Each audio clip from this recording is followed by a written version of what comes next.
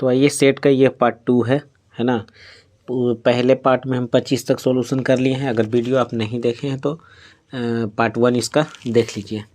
तो आइए 26 नंबर से फिर से स्टार्ट कर रहे हैं क्योंकि वीडियो बहुत लंबा हो जा रहा है। अब यहाँ पर देखिए 26 नंबर में क्या कह रहा है कि दो संख्याओं का योगफल 1000 है। ठीक है, तो दो संख्याओं का योगफल मान लिए हैं, पहला संख्या x है, दूसरा संख्या y है। यहाँ माना कि भी लिख सकते हैं, माना कि पहला संख्या x है, दूसरा संख्या y है।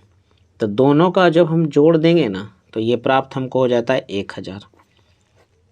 इक्वेशन पहला हो गया। फिर हम यहाँ से पुनः जब सवाल को हम पढ़ते हैं, पुनः जब हम देखते हैं, कहता उनके वर्गों का अंतर है 256 पर 30 है। ठीक है, यहाँ पर 256 पर 30 है, यहाँ पर देखिए। तो कहता वर्गों का अंतर, तो x² और -y² दोनों का वर्ग का अंतर कर दिए तो हमें प्राप्त हो गया 256 पर 30। ठीक है, अब इसको थोड़ा सा हल कर लेंगे। ये a² -b² है, तो यहाँ पर हो जाएगा x + y और दूसरा हो जाएगा x - y बराबर 2, 5, 6 पर 000। अब जैसा कि समीकरण 1 में आपको पता है कि x + y का वैल्यू 1000 है, तो x + y का वैल्यू हम क्या रख देंगे 1000 और इसमें हो गया इंटू x - y बराबर 256 पर 30। अब यहाँ देखो 1, 2, 3, यहाँ भी 1, 2, 3 खत्म हो जाएगा। x - y बराबर जो हो जाएगा 256। ये आपका इक्वेशन जो है 2 हो गया। तो इस प्रकार से हम इक्वेशन 1 और 2 यहाँ पर ले आए। ठीक है, अब यहाँ पर हम क्या करते हैं कि इक्वेशन 1 है और ये 2 है, तो चल देंगे समीकरण 1 और प्लस किससे 2 से, मैंने इक्वेशन 1 और 2 को ऐड करने पर। ठीक है, तो जोड़ लीजिए। यहाँ पर देखिए क्या होगा, समीकरण 1 को जोड़िएगा तो यहाँ पर देखिए ध्यान से x + y बराबर हो गया 1000, यहाँ होगा x - y बराबर 256। ठीक, अब इसको ऐड करना है, तो ऐड करना है तो 22 से 22 खत्म और x 2x हो जाएगा। इसको ऐड कर दीजिएगा तो कितना हो जाएगा आपको, तो ऐड कर दिएगा तो हो जाएगा 1256। अब ये 2 से है इधर गुना तो ये भागा में कट जाएगा, तो ये कटेगा आपको 2 × 6 = 12, 2 × 4 = 2 × 8 = 16, यानी x बराबर आपको आ जाएगा 628।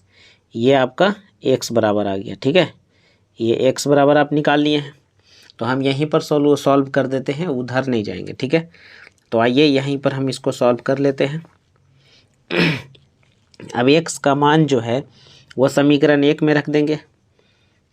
x का मान समीकरण 1 में देने पर, समीकरण 1 में देने पर, तो समीकरण 1 में हम x का मान दे देंगे, x + y है और बराबर 1000 है।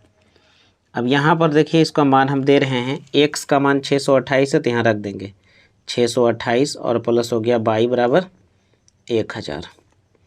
अब यहाँ पर देखिए y है, यहाँ 1000 में घटा देंगे 628 तो y का वैल्यू निकल जाएगा।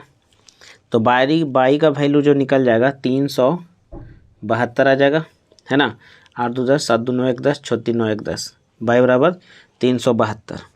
तो ये हमारा निकल गया, यहाँ पर हम मान लिए थे। तो पहली संख्या क्या निकला, पहली संख्या हमें निकल के आ गया है, x माने थे 628 और दूसरी संख्या हमें निकल के यहाँ पर आया है कितना, तो 372। यही हमारा आंसर है। ठीक है, तो इस प्रकार से हम लोग सॉल्व कर लेंगे इक्वेशन 1 और 2। तो यहाँ पर अगर पेंसिल का आप मार्क करना चाहते हैं तो इक्वेशन 1 को आप ऐसे कर सकते हैं, और इसमें अगर नहीं मार्क करना चाहते तो कोई दिक्कत नहीं है। ठीक है, लेकिन अगर आप मार्क करना चाह रहे हैं तो इक्वेशन 1 और 2 को इस तरह से कर सकते हैं, कोई प्रॉब्लम नहीं होगा। ठीक है, तो इसी प्रकार से चलते हैं अगले प्रश्न की ओर। अब अगला प्रश्न है, करा कि एक संख्या और दूसरी संख्या बराबर HCF गुना LCM, मैंने पहली संख्या गुना दूसरी संख्या बराबर मासा गुने लसा। तो इस प्रकार के जो प्रश्न है दिए हुए फार्मूला तो आप लोग बहुत ही इजी है, जानते ही हैं। एक संख्या और दूसरी संख्या है चर्चा किया, इसीलिए हम लोग फार्मूला में एक संख्या और दूसरी संख्या लिखे हैं। ऐसे होता है पहली संख्या गुने दूसरी संख्या बराबर मासा गुने लसा। तो यहाँ पर सबका मान भर लेते हैं, ठीक है। बोला एक संख्या 725 है, तो एक संख्या यहाँ पर 725 हम यहाँ रख दिए, ठीक है। दूसरी संख्या हमको निकालना, ये हमको मालूम नहीं है, तो यहाँ होगा दूसरी संख्या। बोलो HCF, तो HCF बराबर कितना है, मासा बराबर 145 है, तो 145 रख दिए। और LCM माने लसा है कितना, तो 21 और यहाँ 75 है, ठीक है। इस प्रकार आ गया। अब यहाँ पर देख लो ध्यान से, इधर गुना में है तो उधर क्या हो जाएगा, भागा में, तो हो जाएगा इधर दूसरी संख्या। दूसरी संख्या बराबर 145 गुना 21 75। अब भागा हम किससे देंगे, 725 है, तो इधर भागा देंगे 725। अब इसको जो है पूरी तरीक़ा से पूरा काटने का हम कोशिश करेंगे। ये पूरा कटेगा भी, देखिए। तो चलिए इसको काटते हैं। देखिए इतना से करेंगे, 5 25 और 14 5 70 2 72, यानी 145 पचे तो ख़त्म हो गया। और इससे हम इसको काट लेंगे, ठीक है। तो 5 चौके 20, एक बचेगा, 5 तिया 15, 5 तिया 15, 2 बचेगा, 5 25। तो आपका आंसर जो है ना 435 आंसर जो है आपका आ जाएगा। तो यहाँ पर भी देखिए, यहाँ फार्मूला उपयोग किए हैं, तो यहाँ पर जो है पेंसिल का हम लोग मार्क करेंगे। तो पेंसिल का इस प्रकार से फार्मूला को हम लोग मार्क कर देंगे, ठीक है। थोड़ा सा लंबा है, कोई बात नहीं। तो इस प्रकार से जो है पेंसिल का हम लोग एग्ज़ाम में फार्मूला में मार्क कर लेंगे और इस प्रकार से हम लोग बना लेंगे, ठीक है। तो आगे बढ़ते हैं। तो देखो सबसे पहले ये प्रश्न जो आपका 29 नंबर में है, 29, तो इसको सबसे पहले ना इस प्रकार से हम लोग बढ़िया से लिख लेंगे। इस प्रकार से कॉलम बना के अच्छा से हम लोग लिख लेंगे। और लिखने के बाद जो है जो चर रहता है ना, वो इसको हम x कहते हैं, ठीक है।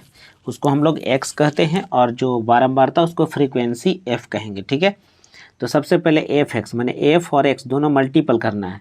तो 3 और 2 गुना करिए, 3 दूना, तो यहाँ पर 6 हो गया। 4 और 4 में गुना करिएगा तो 16 हो जाएगा। 3 दूना तो फिर से 6 हो जाएगा। फिर होगा 4 सते 28 हो जाएगा यहाँ पर। और फिर होगा 8 छके 48। तो इस प्रकार से हम लोग सबसे पहले निकाल लेंगे, इतना दूर कर लेना है। फिर यहाँ से निकालना है सिग्मा एफ, माने योगफल निकालना है फ्रीक्वेंसी का, ठीक है। सिग्मा का मतलब योग होता है। तो फ्रीक्वेंसी को आप जोड़िएगा ना, तो इसको जोड़ने पर इसको 19 आएगा। 3 4 2 4 6 जोड़िएगा, 19 आएगा। और यहाँ सिग्मा जो है एफ(x) को निकालिए, माने सिग्मा एफ(x) पूरा जोड़िएगा, तो जोड़ने पर आपको जानते हैं 104 आएगा, ठीक है। अब यहाँ पर जो है माध्य बराबर फार्मूला होता है। माध्य बराबर फार्मूला होता है, क्या होता है, तो सिग्मा एफ(x) बटा सिग्मा एफ, ठीक है। अब इसको हल कर लेंगे। सिग्मा एफ(x) का मान हमें दिया गया है 104 और बटा सिग्मा एफ का मान क्या 19 है, तो 19 आ गया। अब इसे हम भागा देंगे, तो भागा देने पर हमको आएगा 5.47 लगभग, माने इतना आपका आंसर लगभग आएगा, ठीक है। तो यहाँ पर इसको बनाने के बाद देखिए, यहाँ पर हम फार्मूला का उपयोग किए हैं ना, तो फार्मूला का उपयोग किए हैं, तो इसको भी पेंसिल से हम इस तरह से मार्क कर देंगे, ठीक है। पेंसिल से इस तरह से मार्क कर देंगे, इस तरह से लगा देंगे।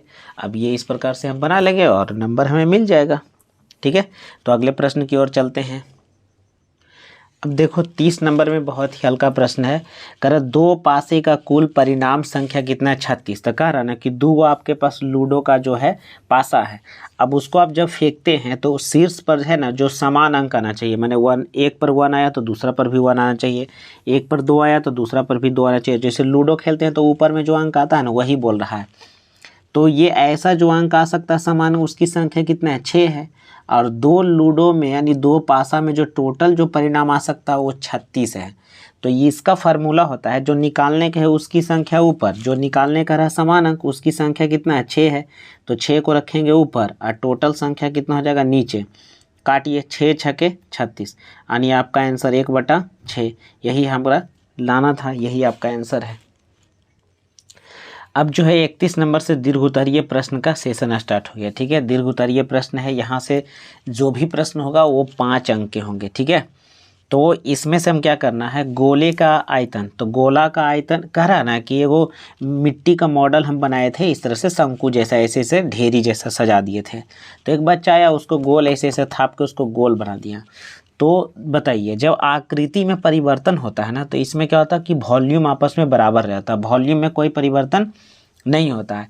तो यहाँ पर हम लिखेंगे गोला का आयतन बराबर शंक्वाकार मॉडल का आयतन, दोनों आपस में बराबर होगा। तो गोला का आयतन तो ये होगा 4/3 पाई आर क्यू, और शंक्वाकार मॉडल का आयतन 1/3 pi R square H, pi R square H. तो यहाँ से देख लो ध्यान से, इसका आर हम ये माने हैं और इसके छोटी आर माने हैं। पाई से पाई सबसे पहले कैंसिल करते हैं, नीचे 3 से 3 भी कैंसिल हो जाएगा। ठीक है, पाई से पाई खत्म, 3 से 3 खत्म, इधर बचा 4, आर का मान हमको निकालना है, इधर आर।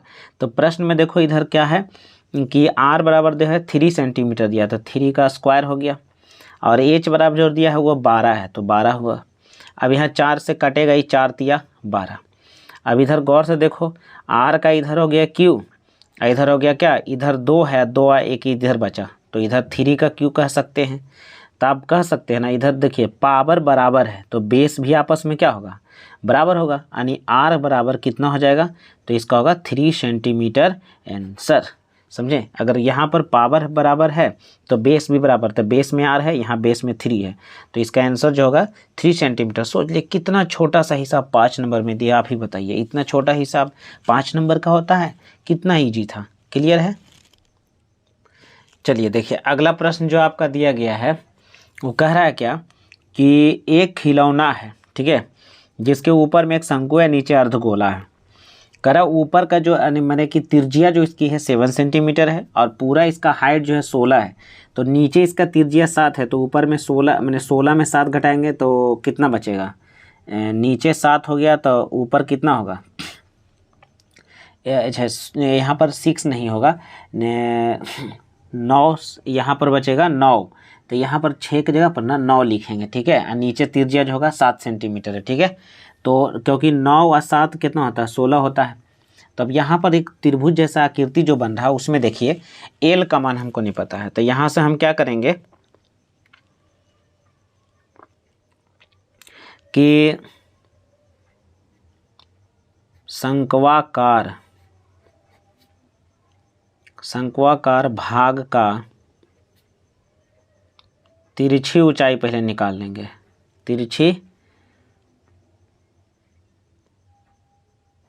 तिरछी ऊंचाई एल बराबर अंदर रूट, एल बराबर अंदर रूट है ना, एच स्क्वायर और जोड़ आर स्क्वायर, फार्मूला आपको याद होगा। अब यहाँ से हम लोग लगा लिए एच, तो एच का मान कितना दिया हुआ है, तो ये 9 का स्क्वायर हो गया, और आर का मान कितना है, 7 का स्क्वायर हो गया। तो यहाँ से कर रहे हैं 9 9 81 और 7 49, तो दोनों को अब जो है जोड़ लीजिए। ठीक है, 9 1 10 और 8 4 12 1 13 रूट 130। अब 130 का देखो वर्गमूल जब हम लोग इसका निकालेंगे तो 130 के नियरेस्ट जो होता है वर्ग कौन है, 121 है, और 121 होता है किसका, 11 का, यानी 11 पॉइंट समथिंग आएगा, तो लगभग 11.4 इसका सेंटीमीटर आता है। ठीक है, एल का मान आता है। ठीक है, एल का मान 11.4 समथिंग आता है, तो ये याद रखना, या लगभग 11 भी ले सकते हो, कोई दिक्कत नहीं होगा आपको। ठीक, अब कहता है खिलौने का संपूर्ण पृष्ठीय क्षेत्रफल, तो यहाँ पर लिख लेंगे खिलौना का संपूर्ण पृष्ठीय क्षेत्रफल। तो खिलौना का संपूर्ण पृष्ठीय क्षेत्रफल हम निकालेंगे, तो इसमें कितने प्रकार की आकृति हैं, 2 ऊपर है शंकु, नीचे है अर्धगोला। तो शंकु का होता है पाई आर एल, फार्मूला होता है ना अथी पृष्ठीय क्षेत्रफल का, पाई आर एल, उसका तो वक्र ही निकालेंगे ना, हमें क्या दिख रहा है, ऊपर का भाग सिर्फ है। तो यहाँ संपूर्ण लिखा हुआ है, खिलौना का संपूर्ण कह रहा है, तो शंकु का होगा वक्र और अर्धगोला का भी वक्र होगा। ठीक है, दोनों का वक्र ही लगेगा, तो अर्धगोला का होता है 2 पाई आर स्क्वायर। अब यहाँ पर देख लो आपको कॉमन क्या मिल रहा है,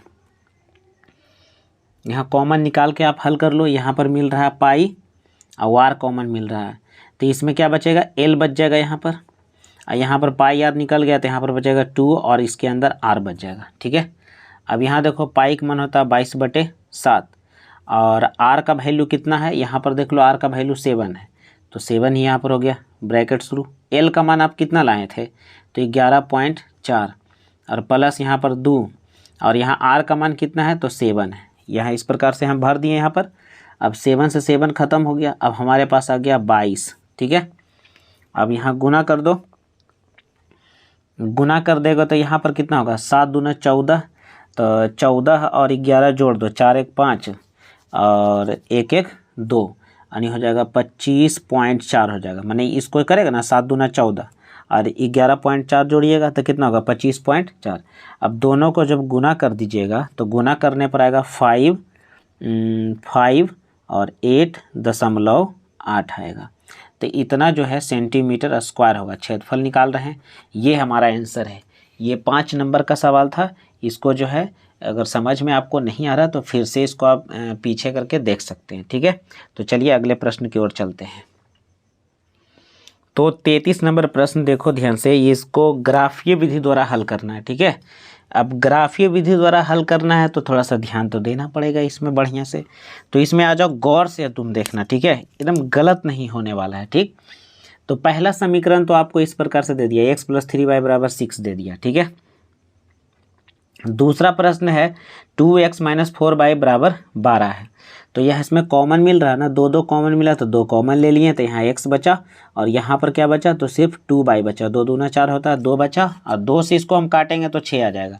कहने को x - 2y = 6 हो जाएगा। तो इसको देखो किस प्रकार से हम बनाते हैं, गौर से इसको देखना। ठीक है, लिखना यहाँ पर बहुत अच्छा से, समीकरण 1 से। ठीक, अब थोड़ा सा अंदर हो जाना। समीकरण 1 हमारे पास है x + 3y = 6। अब यहाँ पर देखो x + 3y तो उधर होगा 6 माइनस यहाँ पर हो जाएगा 3y। ठीक है, ये हमारे पास आ गया पूरा, ये कंटेंट हमारे पास आ चुका है। अच्छा, पेंसिल हम बाद में लगाएंगे, पहले इसको देख लो। अब यहाँ पर कुछ ऐसे वैल्यू क्रिएट करेंगे जो हमें x बराबर निकलेंगे। तो यहाँ पर लिखेंगे यदि y बराबर 0 हो, यदि y बराबर 0 हो तो y बराबर 0 हो तो x के बदले इसी में मान भरना है। x बराबर 6 - 3, यहाँ y है ना, तो y के स्थान पर क्या रख देंगे, 0। तो तुम सोचो कि ये तो 0 हो जाएगा, तो हमें सिर्फ बचेगा 6 और ये किसके बराबर आया, x के बराबर आया। तो x का वैल्यू हमें निकल गया। यदि y बराबर 0 तो x बराबर 6 हो जाएगा। ठीक है, एक और वैल्यू अपने मन से ले लो। ठीक, यदि यहाँ पर ले लो 2 तो 3 दूना 6 हो जाएगा, 6 से 6 खत्म। यदि y बराबर कितना हो, 2 हो तो y बराबर 2 हो तो x का वैल्यू इसी में पुट करेंगे, इसी अंगुली जहाँ मेरा रखा हुआ है इसी में। तो x बराबर कितना है, 6 - 3y, तो 6 - 3 y का स्थान पर 2 रखेंगे तो हो जाएगा 6 और 3 दूना 6 हो जाएगा। 6 में से 6 गया तो 0, किसके बराबर आया, x के बराबर आया। ये तो क्लियर हो गया, इस समीकरण 1 हुआ। ये हम इस प्रकार से ऐसे कर लेंगे। ठीक है, अब ठीक यहाँ पर हम लोग कर लेंगे फिर समीकरण 2, समीकरण 2 से। ठीक, अब समीकरण 2 हमारे पास यहाँ है, तो होगा x - 2y = 6 है। ठीक है, अब यहाँ से देखो x - 2y उधर जाएगा तो क्या होगा, प्लस हो जाएगा ना, तो 6 प्लस यहाँ पर 2y हो जाएगा। अब उसी प्रकार से करना पड़ेगा, यदि y बराबर 0 हो तो y बराबर 0 हो तो इसी में मान भरेंगे x बराबर, तो x बराबर होगा 6 + 2। यहाँ पर y के स्थान पर क्या रखेंगे, 0 रख देंगे, तो यहाँ पर 0 रख दीजिए। तो आपको ये तो ख़त्म हो गया, बचा क्या, 6। तो x बराबर हमें मिल चुका है 6। क्लियर है। अब यहाँ पर हम क्या करेंगे ना, कुछ ऐसे वैल्यू यहाँ पर रखेंगे जो आ जाए। तो अभी हम लेंगे कुछ ऐसा वैल्यू रखिए जो छोटा छोटा मान आ जाए। ठीक, तो यहाँ पर ले लो ना, अभी 0 रखा तो यहाँ पर ले लो -2 ले लो। ठीक है, यदि y बराबर -2 हो तो -2 हो तो अब -2 हो तो ले लेंगे, तक ले लेंगे तो फिर से x बराबर इसी में, उंगली कहाँ रखा हुआ है देखो गौर से, इसी में, तो x बराबर हो जाएगा 6 और ये +2 और यहाँ पर रखेंगे -2। क्लियर है। अब यहाँ होगा 6 और प्लस माइनस माइनस 2 दूना 4, तो हमें आ जाएगा 2, तो ये x बराबर 2 आ गया ना। अब देखो दोनों तरफ का ना सारणी, इधर का सारणी तो हम ऐसे लिख लेंगे, सारणी का मतलब होता है इस प्रकार से आपको लिख लेना है। ठीक है, 2 बिंदु काफ़ी होता है, 3 बिंदु को निकालने की जरूरत नहीं है। आप यूक्लिड का अभिगृहित नहीं पढ़े हैं, 2 बिंदु से एक सरल रेखा खींचा जाता है। ठीक है, इधर भी इसी प्रकार से सारणी हम लोग लिख लेंगे, सारणी के लिए इस प्रकार से ऐसे तैयार कर लेंगे ऐसे। ठीक है, ऊपर होगा x, नीचे होगा y। आ जाओ इसमें देखो ध्यान से, y बराबर 0 लिए थे तो x बराबर 6 आया था। ठीक, फिर अब लिए y बराबर 2 लिए थे तो x बराबर 0 आया था। इसमें उसी प्रकार से है, y बराबर 0 तो x बराबर 6 है, x बराबर 6। फिर यहाँ पर देखो y बराबर है -2 तो x बराबर को चाहिए +2। तो इस प्रकार से सारणी हम लोग खींच लिए। ठीक है, तो अगला प्रोसेस के लिए हम लोग चल रहे हैं। देखो अगला, अब हम क्या करेंगे ना कि पेंसिल से अब हम काम करेंगे, पेन का यूज नहीं करना है। तो पेंसिल से यहाँ पर देखो ध्यान से, ग्राफ के पेज में ये करना है। ठीक है, तो ग्राफ के पेज में हम किस प्रकार से करेंगे देख लो गौर से। तो इसको हम इस प्रकार से हम ड्राइंग करेंगे, कर लिए इसे, ये हमारा हो गया। और दूसरा जो है इस प्रकार से खींच लेंगे। देखो अब ग्राफ में जानते हैं बहुत हल्का लगेगा, ग्राफ में कुछ है ही नहीं है, ग्राफ में तो बहुत ईजी से आप खींच लीजिएगा। तो यहाँ पर हम इस प्रकार से इसको ड्रॉ कर लेंगे, कर लिया इसे। ठीक, अब करने के बाद जो है ऊपर नाम देंगे y और नीचे का नाम जो हम देंगे, गौर से देखिएगा, नीचे का नाम जो हम देंगे ये y डैश दे देंगे। ठीक है, अच्छा इधर जो हम लोग लिखेंगे x है और इधर जो है x डैश है, नेगेटिव है, अब बीच में मूल बिंदु होता है ये। ठीक, और ग्राफ में ना बराबर आपको देल रहता है, वो सब आप टेंशन मत लीजिए। तो यहाँ 1 है, ये 2 है, यहाँ 3 है, यहाँ 4 है, यहाँ 5 है, ये 6 है, 7 है। देखो x बराबर 6 अधिकतम है तो 6 तक ले लिए हैं। ठीक है, 1 है, 2 है, 3 है, 4 है, वो ये सब माइनस वाला फॉर्मेलिटी के लिए आपको ले लेना है, वैसे माइनस वाला कुछ है नहीं, सिर्फ y में आपको -2 है, तो इस प्रकार से फॉर्मेलिटी के लिए हम ले लेंगे। ठीक है, तो हम यहाँ पेन से ही नाम लिखते हैं। ठीक है, आपको उसके वीडियो में ना पता चले तो पेन से इसका नाम लिखते हैं, 1 2 3 4 5 6 7।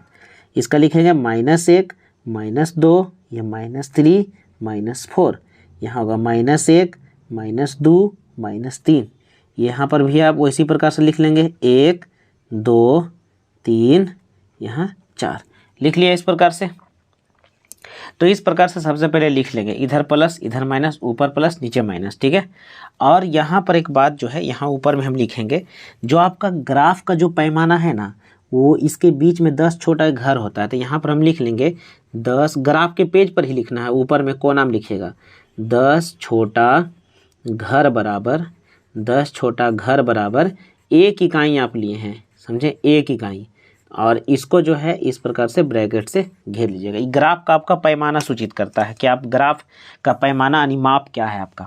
आइए पहले सारणी खींचते हैं, x बराबर 6 और y बराबर 0 है, तो x का मान 6 तो यहाँ पर है और y का मान 0 तो यहाँ पर है, तो वहीं पर हो जाएगा। तो इसी बिंदु को हम लोग डिनोट कर देंगे कि 6,0, यानी पहले x लिखते हैं तब फिर y लिखते हैं। ठीक है, अच्छा दूसरा है x बराबर 0 और y बराबर 2, तो यहाँ पर हो जाएगा y पर आ जाएगा। ठीक है, y पर आ जाएगा ना, x बराबर तो 0 है, तो यहाँ पर हो जाएगा का पहले हो जाएगा x और y हो जाएगा 2, इस प्रकार से हो गया। अब दोनों जो बिंदु है ना, उस बिंदुओं को लेके और ऐसे करके बिंदुओं को ऐसे लेके और दोनों बिंदुओं को जो है इसे ग्राफा खींच लेंगे। तो आइए इसका यूज हम पेंसिल से करेंगे, नाम हम सिर्फ लिखे हैं, तो इस प्रकार से इसे हम खींच लेंगे। ठीक है, अब ज़्यादा गढ़ाना नहीं है, लेकिन आपको हम यहाँ लिख दे रहे हैं ताकि आपको पता चले। खींचे, आई ग्राफ का लाइन जो आया ना, ये लाइन इस पर समीकरण को दर्शाएगा। यहाँ पर देखिए समीकरण जो है उसको लिख लेंगे, यानी x + 3y बराबर 6, माने इस समीकरण का ये ग्राफ हो गया। ठीक है, पहला समीकरण का ग्राफ तो हम खींच डाले हैं, अब दूसरा समीकरण का ग्राफ हम कैसे खींचेंगे, तो आ जाइए 6 और 0, यही तो होगा, दूसरा बिंदु तो आपको यही आ रहा है ना, यानी 6,0, दूसरा बिंदु भी इसी पर आ रहा है। अब फिर आ रहा है कि x बराबर 2 अब y बराबर -2, तो x बराबर 2 यहाँ है, अब y बराबर -2 यहाँ है। तो इन दोनों को हम ऐसे सामने चलेंगे, इन दोनों को फिर ऐसे सामने चलेंगे, तो यहाँ पर ये कटेगा ये, और यहाँ पर हम लोग लिख लेंगे, पहले x लिखेंगे फिर बाद में y लिखेंगे, ठीक है। अब फिर देखो ये बिंदु पर दोबारा कटा है, तभी हमारा जो स्केल से ऐसे नाप लेंगे, इसको ऐसे नापेंगे इस बिंदु से, और जो है हम पेंसिल की सहायता से ऐसे खींच लेंगे, ठीक है। इस प्रकार से पेंसिल की सहायता से इसे खींच लेंगे, ठीक। तो हमारा जो ग्राफ इस प्रकार से बन के तैयार हो गया। और इस लाइन पर इस समीकरण का नाम लिखेंगे, ऊपर कॉमन जो आप ले रहे थे ना उसके पहले, ठीक है। तो लिखेंगे 2x - 4y बराबर 12, ठीक है। ये है, तो इसका ग्राफ है। जब इतना कट जाएगा ना, तो कटने के बाद जब क्या करिएगा, इतना जब आपका हो जाएगा तो इसको क्या करना नहीं, इसके इसी ग्राफे में ऐसे लिखेगा, इसीलिए जहाँ कटा वही आंसर है। तो यहाँ कटा है तो x बराबर हो गया कितना 6, और y बराबर क्या कितना है यहाँ पर, तो 0। यही आपका जो है मूल आंसर प्राप्त हो गया, यही आपका जो है आंसर हो गया, समझे, यही आपका क्या है आंसर है। तो ग्राफीय विधि द्वारा इस प्रकार से हल करेंगे। आपका 5 नंबर बिल्कुल एकदम धरा का धरा है, कोई किसी प्रकार का दिक्कत होने वाला नहीं है। अब यहाँ पर देखो ध्यान से क्या करना है, इसको चाहो तो एक चर से भी आप बना सकते हो। 34 नंबर सवाल करा, दो समपूरक कोणों में से बड़ा कोण छोटे कोण से 18 डिग्री अधिक है, तो उन्हें ज्ञात करना है। बड़ा और छोटा के यहाँ चर्चा किया है, तो हमें मान लिया दो समपूरक कोण है x और y, तो x बड़ा है y छोटा है, ठीक है। इस प्रकार से कर लिए हैं। आप पहले जानते हो कि दोनों को जोड़ेंगे तो हमें 180 प्राप्त होगा समपूरक कोण के द्वारा, ये इक्वेशन 1 हुआ, ये हम जानते थे, ठीक है। इसके डिफिनेशन से कि दो समपूरक कोणों का योगफल 180 होता है, क्लियर। जब पुनः को सवाल को हम जब पुनः पढ़ें तो हमें क्या प्राप्त हुआ, बोलता है ना कि बड़ा जो कोण है, बड़ा कोण कौन है, x है, x को बड़ा माने हैं, वो अपने छोटे कोण माने कि 22 से 18 डिग्री ये वाला ज़्यादा है, तो इस छोटका में जब हम 18 कर देंगे तो दोनों तो बराबर हो जाएगा।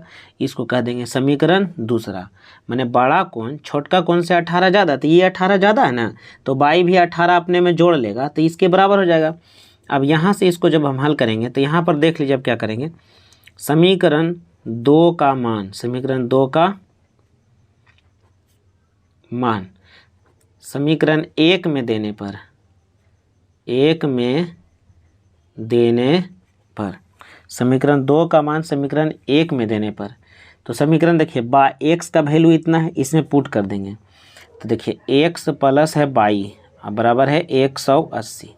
अब यहाँ पर गौर से देखिए x का मान कितना है, तो y प्लस है 18, अब पहले से यहाँ पर दिल है y बराबर है 180। इतना दूर गौर से देखिए ये x का मान हुआ, ठीक है, ये x के बदले इतना भर है, तीर उड़ मत दीजिएगा, आपको समझाने के लिए इस प्रकार से हम लिखे, ठीक है, कि समझ जाइए यहाँ पर। अब y कितना होगा, तो 2y हो जाएगा। अब यहाँ 180 है, अब प्लस 18 है तो इन्हें -18 हो जाती, ई पटी जाती था, है ना।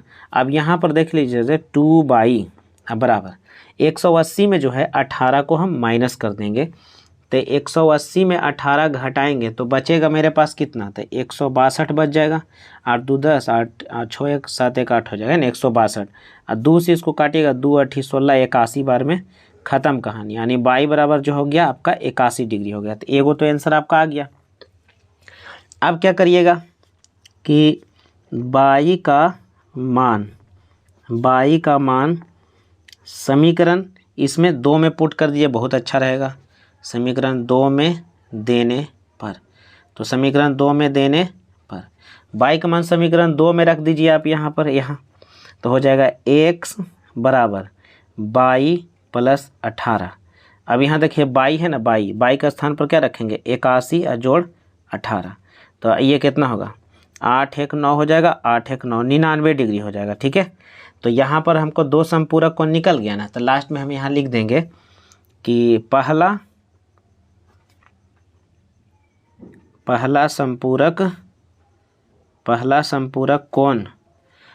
संपूरक कोण बराबर कितना हो गया, तो x माने थे ना, तो हो गया 99 डिग्री। अच्छा दूसरा संपूरक कितना हो जाएगा, दूसरा संपूरक कोण, दूसरा संपूरक कोण बराबर कितना होगा, तो 81 डिग्री। यही दोनों हमारा आंसर है। ठीक, तो इसी प्रकार से हम लोगों को बना लेना है एग्जाम में। ठीक है, लिखने का तरीका आप लोग जरूर देखिएगा। ठीक है, तो यहाँ अगला प्रश्न को देख लो। अगला प्रश्न जो कह रहा है ना, वो थेल्स प्रमेय है। कहता है क्या कि यदि किसी त्रिभुज की एक भुजा के समांतर अन्य दो भुजा को काटते हुए कोई रेखा खींचे तो वह त्रिभुज की अन्य दोनों भुजाओं को समान अनुपात में विभाज्य करती है। इसी को हमें सिद्ध करना है कि उसका रेशियो बराबर होता है कि नहीं। ये दोनों समानांतर है तो इतना बटे इतना, इतना बटे इतना, तो थेल्स प्रमेय ही है। ठीक है, तो इसको हम कैसे करेंगे, देखो पूछने का तरीका थेल्स प्रमेय ने लिखा, उसका कथन लिखा हुआ है। तो इसको हम देखिए, मेरे तो सवाल में ABC कुछ चर्चा ही नहीं है, तो कुछ नहीं है तो हमको मानना पड़ेगा कि त्रिभुज है वो ABC लेते हैं। तो इसको हम कहते हैं विशेष प्रतिज्ञा। ठीक है, मानने का काम को हम विशेष प्रतिज्ञा, एकदम पूरा किताबी भाषा जैसे नहीं चलिएगा। ठीक है, आपको पता होना चाहिए इसमें कुछ नहीं दिया हुआ है तो हम मानेंगे इसको विशेष प्रतिज्ञा, और जब देल रहता है तो उसको हम साधारण प्रतिज्ञा या दिया गया कहते हैं। ठीक है, तो इसमें विशेष हम काम करेंगे, इसको मानेंगे। तो यहाँ पर हम लोग विशेष प्रतिज्ञा देके डैश लिख लेंगे। माना कि त्रिभुज ABC है जिसमें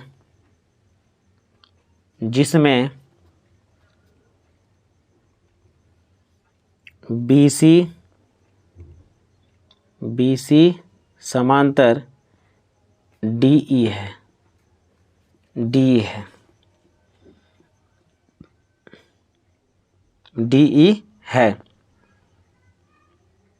लिखेंगे DE AB को, अच्छा यहाँ पर लिखेंगे, यहाँ ई नहीं लिखना। ठीक है, सिर्फ लिखना DAB को एवं EAC को प्रतिच्छेद करता है या काटता है।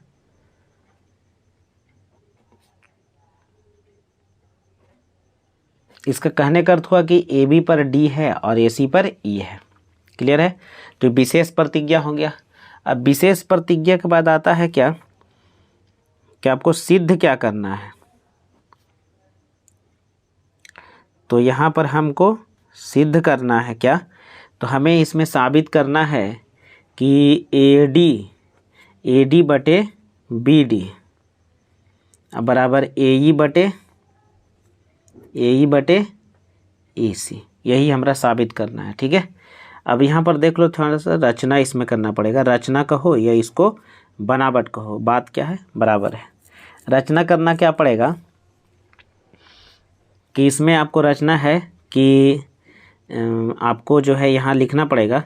चलो इस पर हम पेन से ही रचना कर देते हैं। ठीक है, आप एग्जाम में पेंसिल से बनाना। ठीक, तो यहाँ से क्या करेंगे ना, इस पर परपेंडिकुलर खींचेंगे, इस प्रकार से लंब खींचेंगे। ठीक है, तो ये लंब हमारे लिए इस तरह से हो गया है, तो इसको हम नाम देंगे M। ठीक, तो हम लिखेंगे EM परपेंडिकुलर AB। ठीक, तथा माने AB जो बड़ा भुजा है ना उसके लिए ही है। ठीक है, छोटा के लिए नहीं, AD मत लिखना, पूरा के लिए है, AB के लिए। ठीक है, तथा और एक लंब इधर से ऐसे खींचना, ऐसे इसको इस पर लंब खींचना एक। ठीक है, यहाँ पर, तो यहाँ पर ऐसे लंब खींचो इस तरह से, इसका नाम देना N। ठीक, क्लास में भी ऐसे बताया गया है। तो यहाँ पर तथा लिख देंगे, लिखेंगे DN परपेंडिकुलर AC खींचा, इतना दूर कर लेगा। ठीक है, उसके बाद करना क्या कि B को E से और D को C से मिलाया, ऐसे करना। B को E से तथा D को C से मिलाया, इस प्रकार से कर लीजिएगा। ठीक है, तो यहाँ पर आइए, इसको हम लोग मिला लेते हैं। तो इस प्रकार से ए से मिला देने, डी को सी से मिला देते हैं और ई को बी को यहाँ ई से मिला देते हैं। तो इस प्रकार से ऐसे हम लोग मिला लेंगे, इस प्रकार से हम लोग रचना कर लेंगे। ठीक है, अब रचना करने के बाद जो आती है ना बात, वो प्रमाण की होती है। इसी को हम लोग बोलते हैं उत्पत्ति, भी किसी किसी बुक में लिखा रहता है। तो ये प्रमाण है, यही आपका मेन आंसर आपको देगा। तो इसी को आपको गौर से समझना है। ठीक है, तो आइए इसको हम लोग बढ़िया से समझते हैं। तो प्रमाण में देखो, सबसे पहले ना चलना छोटा त्रिभुज में। ठीक है, तो यहाँ पर हम दोनों त्रिभुज का एरिया हम डायरेक्टली लेके चलते हैं, एकदम छोटा हम आपको बनाते हैं। ठीक है, तो लिखेंगे एरिया त्रिभुज ए डी ई, और दूसरा ले लेंगे हम एरिया त्रिभुज, यहाँ पर लेंगे दूसरा बी डी ई बराबर। ठीक, अब देखो यहाँ से तुमको क्या क्या देखना है। दोनों का एरिया हम एक ही बार निकाल रहे हैं, एकदम छोटा आपको समझा रहे हैं इसीलिए। ठीक है, तो ऊपर क्या लिखें, ए डी ई, गौर से देखना, ए डी ई माने ये ऊपर वाला। तो तुम जानते हो ना कि ये वाला लंब है और ये वाला क्या है, आधार है। ये कौन चीज़ है, आधार है। ये इसके लिए क्या है, आधार है ना जी। और ये वाला इसके लिए क्या है, लंब है। ये ई एम लंब है और ए डी आधार है। तो फार्मूला लग जाएगा 1/2। आधार क्या होगा जी, तो ए डी हो जाएगा आधार, ए डी है ना, ए से डी क्या आधार है, और ऊंचाइया क्या हो जाएगा, ई एम, गुना हो जाएगा ई एम। ठीक है, ई एम हो गया। अब उसी प्रकार से नीचे हम चलेंगे 1/2। ध्यान से रखना, B D E, B D E, B D E. तो देखो ध्यान से, क्या होता है ना कि ये अधिक कोण त्रिभुज है, और अधिक कोण त्रिभुज का लंब जो होता है वो त्रिभुज के बाहर हो जाता है। ठीक है, तो इतना दूर इसको देखना पड़ेगा। तो इसका जो आधार है आपका यही वाला रह जाएगा, बी डी। कौन सी हो जाएगा, बी डी। तो हो जाएगा इसका बी डी, गुना लंब क्या होगा, तो लंब यही वाला होगा ई एम। कौन एम, ई एम। तो लंब हो गया ई एम। ये आपको याद रखना पड़ेगा कि समकोण अधिक कोण त्रिभुज में जब लंब खींचते हैं ना, तो लंब जो होता है ना, देखो त्रिभुजवा तो इतनी है बी डी ई, लेकिन इसका लंब जो है ना बाहर होता है, बाहर होता है। ठीक है, तो आधार आपका यही हो जाएगा। ठीक, लेकिन लंब आपका जो होगा यही होगा ई एम। ठीक है, अब यहाँ से देखो ध्यान से, ई एम से ई एम समाप्त हो जाएगा और ये से ये समाप्त हो गया। ठीक, तो हमारे पास क्या बच गया, तो हमारे पास बच गया एरिया त्रिभुज ए डी ई, अब बटा बचा एरिया त्रिभुज बी डी ई बराबर, यहाँ बच गया ए डी, अब बटा यहाँ बच गया बी डी। ये हमारे लिए समीकरण 1 हो गया। ठीक है, अब देखो अगर यहाँ समझ में आपको एकदम आ गया है बढ़िया से, नाम भी हम पेंसिल से ही लिख देते हैं। अगर यहाँ पर आपको समझ में आ रहा है तो सेम जो अभी हम काम किए ना, यही काम हम दोबारा एक बार और करेंगे। समझे, पुनः यही काम करेंगे, दोहरा के इसी प्रकार से करेंगे। तो यहाँ पर लिख देंगे इसी प्रकार, इसी प्रकार से, माने जैसे हम ऊपर काम किए वही काम करेंगे। फिर से हम वही लेंगे ए डी ई, एरिया ले लीजिए, एरिया त्रिभुज ए डी ई बटा अबरी जो है ना, दूसरा बार देखिए हम लोग क्या करेंगे, दूसरा बार देखिए C D E, C D E माने इधर वाले करेंगे, इधर वाले जो त्रिभुज बच रहा है ना उसमें करेंगे ए डी ई है ना, और सी डी ई। तो यहाँ होगा एरिया त्रिभुज सी डी ई बराबर, आ जाओ। तो ऊपर वाला त्रिभुज है ना, तो अबरी भी देखो लंब, अब अबरी ई लेना है डी एन, तो डी एन लंब लेगा तो अबरी बेस तो ई हो जाएगा, बेस यही ना हो जाएगा बेस। तो बेस अगली बार जो है ये हो जाएगा, तो हो जाएगा 1/2 बेस कहा तो बोलेंगे ए ई, और गुना ऊंचाई बोलेगा तो डी एन, ऊंचाई बोलेगा तो कौन एन, यहाँ पर हो जाएगा डी एन। क्लियर है। अब उसी प्रकार से नीचे करेंगे 1/2, तो आपको तो बोले हैं एक बार जैसे इधर चले तो इधर चलिए, देखिए सी डी ई, तो देखिए आधार तो आपका यही ना हो गया, आधार ये हो जाएगा ये, और ऊंचाइया आपका यही वाला हो जाएगा, फिर से वही बात बराबर। तो होगा सी ई और गुना क्या हो जाएगा डी एन, ऊंचाइया तो फिर वही रह जाएगा, 1/2 से 1/2 खत्म है, डी एन से डी एन भी खत्म। तो आपका देखो ध्यान से यहाँ पर क्या रहा है, एरिया त्रिभुज ए डी ई बटा यहाँ पर है एरिया त्रिभुज सी डी ई बराबर, यहाँ आ गया ए ई बटा सी और ई, सी और ई। अभी रुक जाना, इसका समीकरण का नाम मत देना, ठीक है। अभी इसको समीकरण का नाम हम नहीं देंगे, समीकरण का नाम एकदम नहीं देंगे, ठीक है। तो यहाँ से हम अभी लिखते हैं, कुछ लिखते हैं, लिखेंगे चूँकि D E parallel B C है, डी पैरेलल माने ये दोनों पैरेलल है, ठीक है। तो इसका देख लो, एक ही आधार पर अगर दो त्रिभुज बन, देखो ई वाला आधार हो गया, ई कोची हो गया, आधार हो गया। तो एक रे पर देखो एक त्रिभुज ई बन गया, ठीक। और दूसरा त्रिभुज इसी पर देखो ये बना हुआ है, ये है ना बना हुआ। तो दोनों त्रिभुज जो है एक ही बेस पर बना रहता है, समानांतर भुजा यानी लाइन के अंदर। तो दोनों का एरिया आपस में बराबर होता है, ठीक है, समांतर है। इसीलिए एक ही आधार पर बना त्रिभुज का क्षेत्रफल, बना दो त्रिभुज, लिखिए दो त्रिभुज का क्षेत्रफल समान होता है। इसीलिए एरिया त्रिभुज सी डी ई बराबर, माने सी डी ई बराबर हो जाएगा एरिया त्रिभुज बी डी ई, ठीक है। ये दोनों आपस में बराबर हो गया। अब जो है इसी का मान देखिए ध्यान से हम रख देंगे समीकरण के में, ये इसी में रखेंगे तो समीकरण 2 हो जाएगा, यहाँ पर मान रख देंगे तो होगा एरिया त्रिभुज ए डी ई बटा, यहाँ पर देखिए क्या लिखा हुआ है, एरिया त्रिभुज है ना सी डी ई। तो देखो यहाँ सी डी इसका वैल्यू कितना दिल है, तो यहाँ पर भर देंगे एरिया त्रिभुज बी डी ई बराबर, भर देंगे। भरने पर हमें क्या, इधर के तो वही को वही रह जाएगा, ए ई बटा सी ई। अब हो गया समीकरण 2, ठीक है। अब यहाँ पर तुम देख लो ध्यान से, हम तो पेज को पलट देंगे क्योंकि इस पेज में तो भर गया।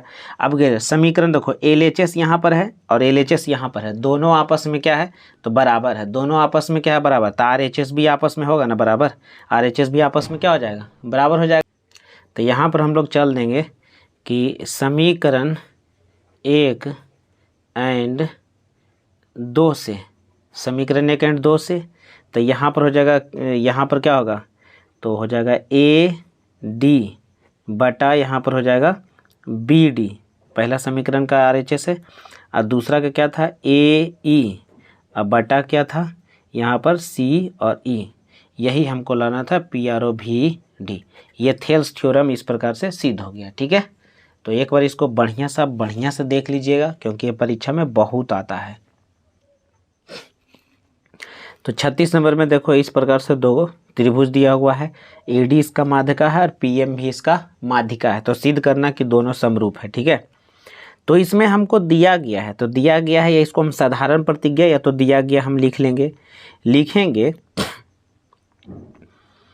कि पहला जो है ना, लिखेंगे ए डी त्रिभुज ए बी सी की माध्यिका है एवं पीएम त्रिभुज पी क्यू आर की माध्यिका है। एक मिनट देखिए, पहले इसको जो थेल्स पर में जो हम लोग सिद्ध कर रहे थे उसको हम लोग सजाए नहीं थे, ठीक है। तो इसको जो है थेल्स पर में को यानी क्वेश्चन नंबर 35 को सजा लीजिएगा इस प्रकार से, विशेष प्रतिज्ञा। अभी याद आया हमें, इस प्रकार से सजा लेंगे, ठीक है। ठीक, अब देखिए पूरा अच्छा से पता चल रहा है, ठीक है। अब इसी प्रकार से हम लोग आइए 36 नंबर में भी आते हैं, ठीक है। तो 36 नंबर में हम इस प्रकार से कर लिए हैं, दिया गया है सवाल में हमको 36 में दिया गया है सारा चीज़। तो इसका जो माध्यिका के बारे में हम लोग लिख लिए हैं। और जो है क्या दिल है इसमें, और भी हमको चीज़ कहा है इसमें सवाल में कि ए बी जो है, ए बी जो यहाँ पर है वह पी क्यू, तो ए बी जो है पी क्यू का समानुपाती है, पी क्यू। अच्छा, दूसरा चीज़ बराबर है बी सी है, तो यहाँ पर हो गया क्यू आर, तो यहाँ पर लिख देंगे बी सी है और बटा यहाँ पर नीचे क्यू आर है। फिर बराबर और क्या है, तो ये दोनों माध्यिका भी उसी प्रकार से है, तो माध्यिका लिखेंगे ए डी और बटा यहाँ पर हो जाएगा PM।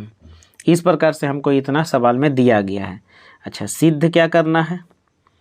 सिद्ध करना है या तो फिर साबित करना है। तो सिद्ध हमको क्या करना है कि दोनों त्रिभुजवा जो है ना, त्रिभुज ABC ये समरूप होंगे त्रिभुज, है ना, PQR, ये दोनों त्रिभुज क्या होते हैं? समरूप होते हैं। यही हमको साबित करके दिखाना है, ठीक है। अच्छा, अब यहाँ रचना तो कुछ करना पड़ेगा, माध्यिका तो यहाँ पर दे दिया है, तो यहाँ पर हम चलेंगे प्रमाण से, ठीक है। तो प्रमाण से चलेंगे तो प्रमाण इस प्रकार से हम ले लेंगे। अब प्रमाण चलेंगे तो यहाँ पर देखिए हमको दो गो बात जो यहाँ पर है दिल कि माध्यिका जो होता है ना इसको बराबर काटता है, माध्यिका जो होता है इसको क्या करता है? बराबर भाग में काटता है। तो यहाँ पर जो ये माध्यिका है ना, तो यहाँ BD और यहाँ CD आपस में बराबर होंगे। तो यहाँ पर हम ऐसे कर सकते हैं, जो BD का लेंथ है ना, BD वह BC के लेंथ का आधा है। तो यहाँ पर हम लिख देंगे, लिखेंगे चूँकि लिखेंगे BD बराबर है ना BC का आधा, BC का आधा। क्लियर है? इसी प्रकार से ये हमको दिया गया है। एवं यहीं पर हम एक चीज़ और लिख लेते हैं इसके बारे में, यहाँ पर लिख लेते हैं QM, है ना, यहाँ पर जो है QM जो है QR का आधा हो जाएगा, ठीक है। तो यहाँ होगा QM बराबर QR का क्या? आधा। तो QR का आधा इस प्रकार से कर लेंगे, आधा आधा। तो इस प्रकार से हम सबसे पहले कर लेंगे। अब जो हमें दिया गया है उसकी बातें करते हैं। जो हमें देल था ये बात है, इसको हम लिखेंगे। हम लोग लिख लेंगे कि इसमें हम लोग लिखेंगे क्या कि AB बटा PQ बराबर BC बटा यहाँ पर है QR बराबर BC बटा QR, ठीक है। अच्छा, और यहाँ पर है AD बटा PM। तो ये हमको जो देल है वो लिख लिए। अब जब हम इतना हमारा देल था, यहाँ पर ब्रैकेट में आप लिख सकते हैं दिया गया है, कोई फर्क नहीं पड़ेगा, आपकी दिक्कत कुछ नहीं। ये हमारा देल था वो लिख लिए चुपचाप। अब यहाँ से चुपचाप ही ऐसे मान भर देंगे AB बटा PQ बराबर, देखो BC है ना, तो ये ना 2 है भागा में, तो इन्हें जाके गुना हो जाएगा, तो यहाँ होगा 2BD हो जाएगा इस प्रकार से। अब बटा यहाँ पर देखो QR है, तो इन्हें जाके गुना हो जाएगा, तो यहाँ पर क्या होगा 2QM हो जाएगा। क्लियर है? अब बराबर यहाँ पर बच जाएगा कौन चीज़? इन्हें वाला तो ऐसी को ऐसी लिख देंगे, AD बटा PM लिख देंगे। अब 2 से 2 तो हम कहानी ख़त्म हो गया 2 से 2 तो कहानी क्या हो गया? ख़त्म हो गया। अब ज़रा तुम सोचो कि यहाँ पर जो हम लिखे हैं, यहाँ पर जो हम अभी बात जो लिखे वो छोटा त्रिभुज के लिए आया ना। अब यहाँ पर देखो तो क्या हो गया, ये AB हो गया PQ के रेशियो में, और यहाँ हो गया BD, यहाँ हो गया QM के रेशियो में। ये कहने का मतलब है ये वाला त्रिभुजवा और ये वाला त्रिभुजवा दोनों तो आपस में क्या हो गया? ये बताइए ना, दोनों का भुजा का समानुपात है कि नहीं? बराबर है, भुजा क्या अनुपातिक है। तो यहाँ पर जो है दोनों भुजा का अनुपातिक हम लोग कर दिए हैं, इक्वल कर दिए हैं। तो ये जो है समरूप है कि नहीं है? समरूप है ना। तो इस प्रकार से जो हमें प्राप्त हो गया क्या कि AB बटा PQ बराबर BD बटा QM बराबर AD बटा PM, ठीक है। तो भुजा जब तीनों आपस में रेशियो में आ जाए, तो तीनों जब हो जाए इस प्रकार से, तीनों जो इस प्रकार से दे दे, तो ये दोनों त्रिभुजवा आपस में क्या होगा? तो त्रिभुज ABD है ना, ABD समरूप त्रिभुज PQM, यहाँ होगा SSS जो है समरूपता से या तो सर्वांग समरूपता से। तो यहाँ पर देखिए ये सर्वांगसम का नियम होता है, ठीक है। तो सर्वांगसम को समरूप कह सकते हैं, ठीक है, सर्वांगसम को समरूप कह सकते हैं। तो यहाँ पर देख लीजिए आप, जब इस प्रकार से हो गया, या तो इसको सर्वांगसम ही लिखे ना, कोई फर्क नहीं पड़ेगा, समझे कि नहीं। समरूप है तो कोण तो बराबर होगा ही, सर्वांगसम है तो सर्वांग से बराबर हो जाएगा, ठीक है।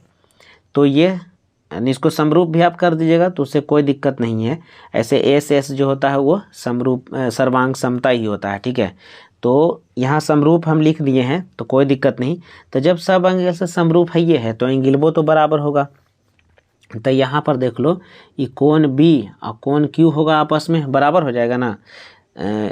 इसको ना लीजिए सर्वांग सम हम लिख देते हैं, तो फिर कोई कमेंट में आप लिख दीजिएगा सर्वांग समता, सर्वांग समता से, ठीक है।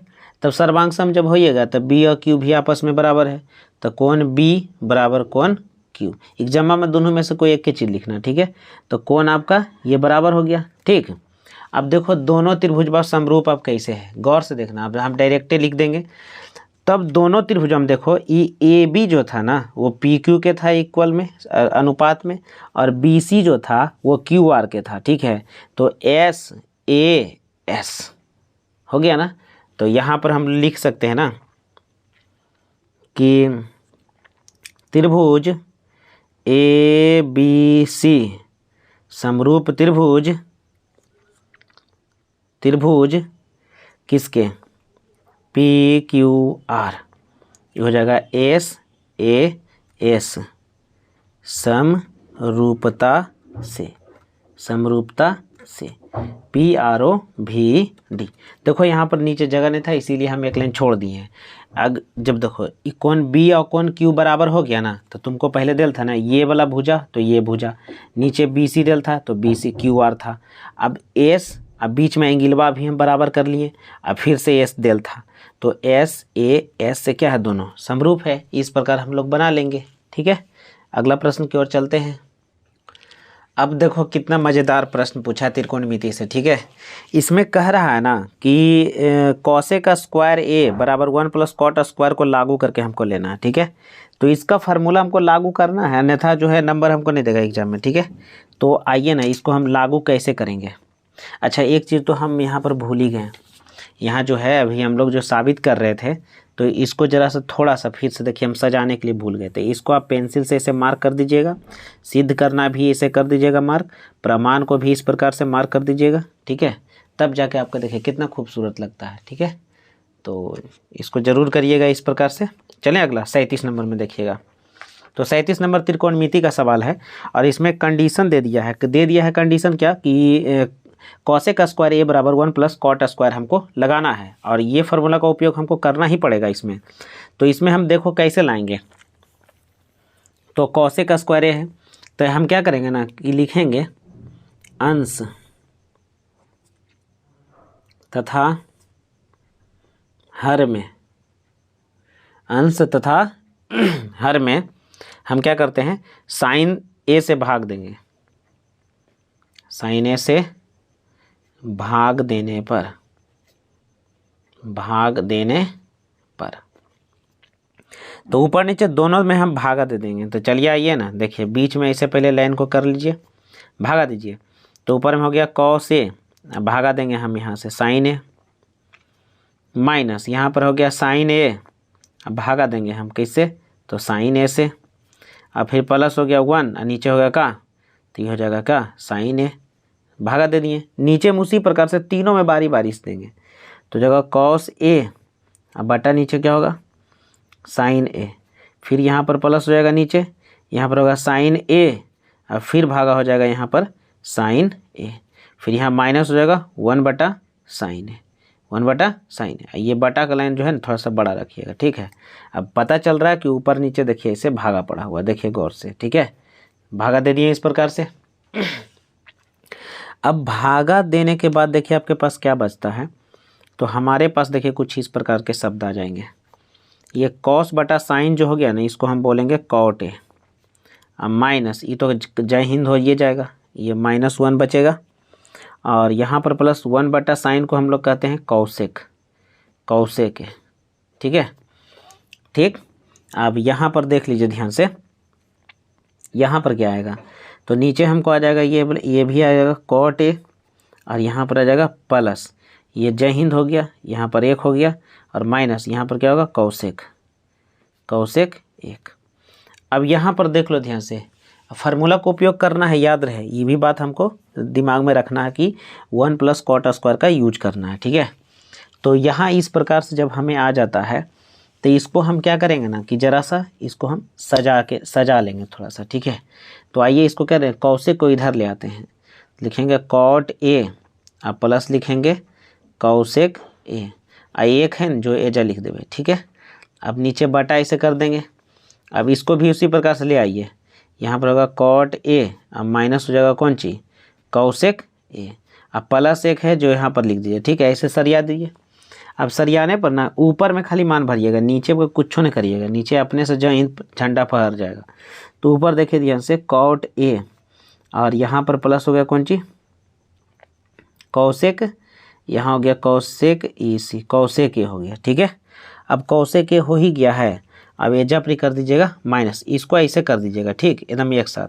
एक है ना, एक एरा ले लीजिए ब्रैकेट में, एक ई दोनों के फार्मूला में कौची आता है, तो आता है इस प्रकार से COSC कौशिक स्क्वायर ए, अब माइनस आता है कॉट स्क्वायर ए, यही आता है ना, ठीक, यही फार्मूला आता है।